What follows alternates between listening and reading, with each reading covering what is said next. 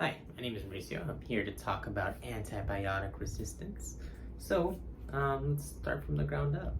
Alright, so when it comes to what antibiotics do, they're going to usually prevent microbes from growing again or multiplying again, or they'll inhibit it, or they'll kill them off just altogether.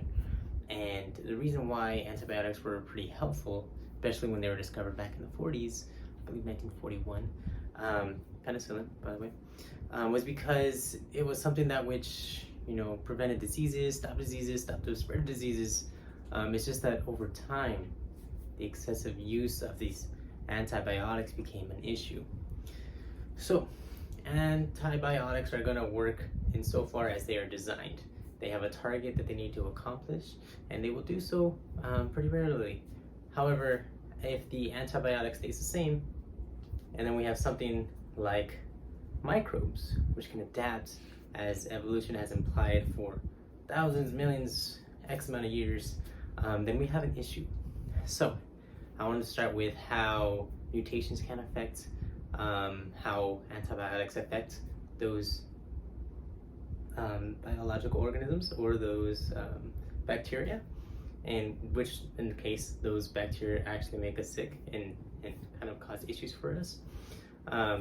What I want to start off with is bacteria can go ahead and kind of swing with the punches. So it can take usually what's thrown at them.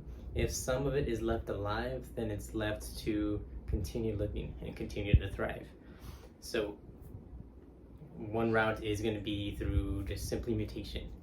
This is something that we can see in natural selection. Some mutations can make a better scenario for one species over another, or even within the same species, to where that gene continues to live on even though there's maybe excessive heat. And now the skinnier penguin is more around than the chubbier penguin because there's so much insulation with the chubby penguin. So that's also seen in a microscopic level. So mutations generally can be one thing which can prevent antibiotics from doing their thing. So let's say the first batch of microbes or bacteria is taken away with an antibiotic. Let's use penicillin. And there's, however, one tiny one that stays there. Now, through binary fission, that single organism is going to separate and multiply, and that's going to keep going on. So the 1 becomes 2, 2 becomes 4, 4 becomes 8, and just so on. And over even a short amount of time, that can become a problem in that we see the growth of this. And so I wanted to just display a small little video that I prepared for you on how this can be an issue. Today, this is going to be our antibiotic. She's a paid professional. Now that's our bacteria, that's our sickness. Our antibiotic needs to go get it. So here, our microbe has learned that our antibiotic is going to get it. So it puts in some walls. Now it's making it more difficult for antibiotic to work. So here we see potato struggle, but she still gets the job done. Microbe gone. Here we are at our third generation. So basically the bacteria has, through parent cells and genetics, just passed down that ability to make barriers. And so now we have vertical gene transfer. So now we have a gene which is resisting the antibiotic even further. Now we're going to go ahead and introduce our antibiotic. See how she's having a hard time?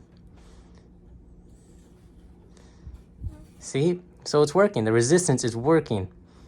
Sometimes the antibiotic can do its thing and work, but others, it completely misses the target. Now we see horizontal gene transfer. You can also argue that there's another mutation for vertical gene transfer. So basically, this bacteria has now taught this bacteria how to defend against the almighty potato, or our antibiotic. So we're going to release our antibiotic and see how there's so much resistance. The antibiotic just simply cannot do its job. So as we just saw, microbes will go ahead and mutate in order to prevent the antibiotic from working properly. And so I wanted to also point out that ways we can prevent this is listen to our doctors about our regimens of using our antibiotics. So remember how I was saying that even if one portion of the microbe is still left, that portion will go ahead and replicate through binary fission and go ahead and repopulate. So we still stay sick, and now we have a super microbe which can defend itself, like that last stage we finally saw from those antibiotics. And then it just keeps growing and growing and growing. The other thing is be really wary as far as the prescriptions of our antibiotics and how we get them. I do know that the US is one of the highest usages for antibiotics. Yes, we are typically looked at as a healthier country compared to third world or developing countries. And so with that being said, we're not going to have as many sicknesses. However, on the route we're taking, if we're taking too much antibiotics and we're just using so much, especially maybe in the foods we eat, where the agricultural scenario, they're using antibiotics to prevent like our foods from getting sick, or the animals getting sick. And then we consume that, then we also have a microbe in us which is already microbiotically antibiotic resistant, and so then we have a harder time treating ourselves.